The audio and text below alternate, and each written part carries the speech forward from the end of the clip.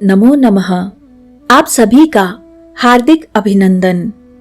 आइए श्री विष्णु पुराण के चतुर्थ अंश के तीसरे अध्याय का पाठन आरंभ करते हैं।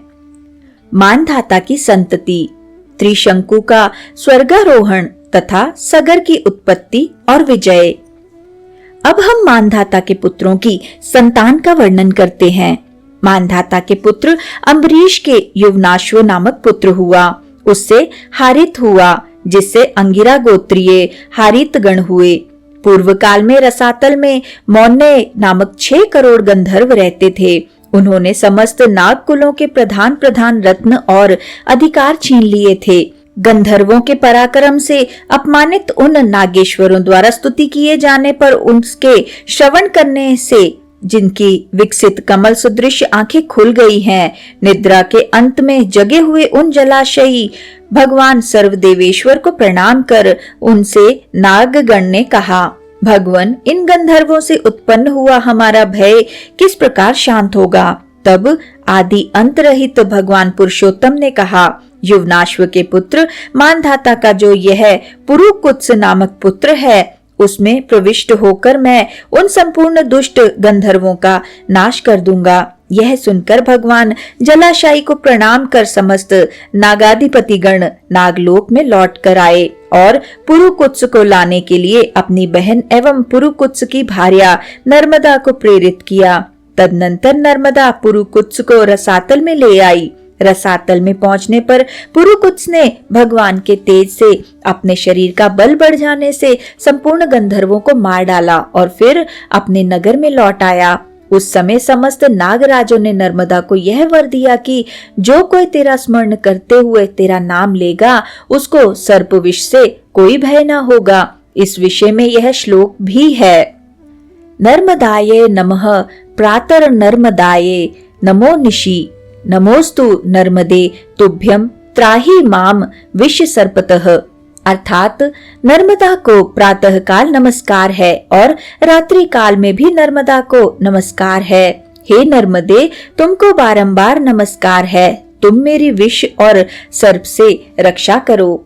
इसका उच्चारण करते हुए दिन अथवा रात्रि में किसी समय भी अंधकार में जाने से सर्प नहीं काटता तथा इसका स्मरण करके भोजन करने वाले का खाया हुआ विष भी घातक नहीं होता। पुरुकुत्स को नागपतियों ने यह वर दिया कि तुम्हारी संतान का कभी अंत न होगा। पुरुकुत्स ने नर्मदा से त्रसद्यु नामक पुत्र उत्पन्न किया। त्रसद्यु से अनरण्य हुआ, जिसे दिग्विजय के समय रावण ने मारा था। अनरण्य के पृषदश्व, पृषदश्व के हर्यश्व, हर्यश्व के हस्त, हस्त के सुम्ना, सुम्ना के त्रिधन्वा, त्रिधन्वा के त्रयारुणी और त्रयारुणी के सत्यव्रत नामक पुत्र हुआ, जो पीछे त्रिशंकु कहलाया। वह त्रिशंकु चांडाल हो गया था। एक बार 12 वर्ष तक अनावृष्टि रही। उस समय विश्वामित्र मुनि के स्त्री और बाल बच्चों के पोषणार्थ तथा अपनी चांडालता को छुड़ाने के लिए वह गंगा जी के तट पर एक वट के वृक्ष पर प्रतिदिन मृग का मांस बांध आता था। इससे प्रसन्न होकर विश्वामित्र जी ने उसे सदेह स्वर्ग भेज दिया। त्रिशंकु से हरिश्चंद्र, हरिश्चंद्र से रोहिताश्व, रोहिताश्व से हरित, हरित से चंचू, चंचू से विजय और वसुदेव, विजय से रुरुक और रुरुक से वृक का जन्म हुआ। वृक के बाहु नामक पुत्र हुआ, जो हैहय और तालजंग आदि क्षत्रियों से पराजित होकर अपनी गर्भवती पटरानी के सहित वन में चला गया था। पटरानी की सौत ने उसका गर्भ रोकने की इच्छा से उसे विष खिला दिया। उसके प्रभाव से उसका गर्भ 7 वर्ष तक गर्भाशय में ही रहा। अंत में बाहु वृद्धावस्था के कारण औरव मुनि के आश्रम के समीप मर गया। तब उसकी पटरानी ने चिता बनाकर उस पर पति का शव स्थापित कर उसके साथ सती होने का निश्चय किया। उसी समय भूत, भविष्यत और वर्तमान तीनों काल के जानने वाले भगवान औरव ने अपने आश्रम से निकलकर उससे कहा, अई साध्वी, इस व्यर्थ दुराग्रह को छोड़। तेरे उदर में संपूर्ण भूमंडल का स्वामी, अत्यंत बल पराक्रमशील, अनेक यज्ञों का अनुष्ठान करने वाला और शत्रुओं का नाश करने वाला चक्रवर्ती राजा है। तू ऐसे दुस्साहस का उद्योग ना कर। ऐसे कहे जाने पर वह अनुमरण सती होने के आग्रह से विरक्त हो गई और भगवान औरव उसे अपने आश्रम पर ले आए। वहां कुछ ही दिनों में उसके उस गर विष के साथ ही एक अति तेजस्वी बालक ने जन्म लिया। भगवान औरव ने उसके जात कर्म आदि संस्कार कर उसका नाम सगर रखा तथा उसका उपनयन संस्कार होने पर औरव ने ही उसे वेद शास्त्र एवं भार्गव नामक आग्नेय शास्त्रों की शिक्षा दी।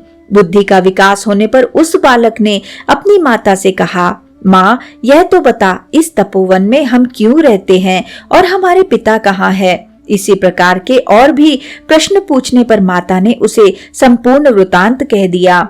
तब तो पिता के राज्यापहरण को सहन न कर सकने के कारण उसने हैहय और तालजंग आदि क्षत्रियों को मार डालने की प्रतिज्ञा की और प्राय सभी हैहय और तालजंग वंशीय राजाओं को नष्ट कर दिया।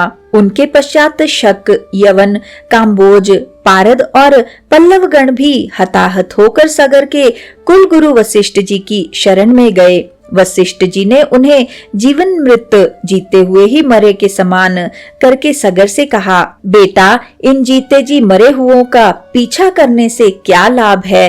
देख, तेरी प्रतिज्ञा को पूर्ण करने के लिए मैंने ही इन्हें स्वधर्म और द्विजातियों के संसर्ग से वंचित कर दिया है। राजा ने जो आज्ञा कहकर गुरुजी के कथन का अनुमोदन किया और उनके वेश बदलवा दिए। उसने यवनों के सिर मुंडवा दिए, शकों को अर्धमुंडित कर दिया, पारदों के लंबे लंबे केश रखवा दिए, पल्लवों के मूछ दाढ़ी रखवा दी तथा इनको और इनके समान अन्य अन्य क्षत्रियों को भी स्वाध्याय और वष्टकार आदि से बहिष्कृत कर दिया। अपने धर्म को छोड़ देने के कारण ब्राह्मणों ने भी इनका परित्याग कर दिया, अतः ये मल्लेच्छ हो गए। तदनंतर महाराज सगर अपनी राजधानी में आकर अप्रतिहत सैन्य से युक्त हो इस संपूर्ण सप्त द्वीपवती पृथ्वी का शासन करने लगे।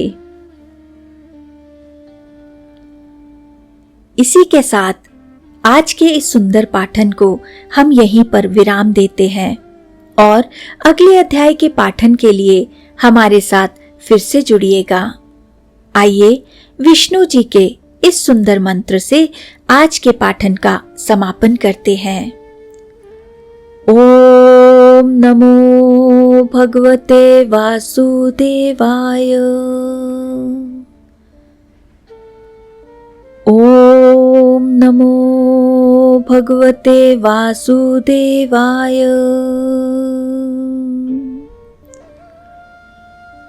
ओम नमो भगवते वासुदेवाय। ओम नमो भगवते वासुदेवाय।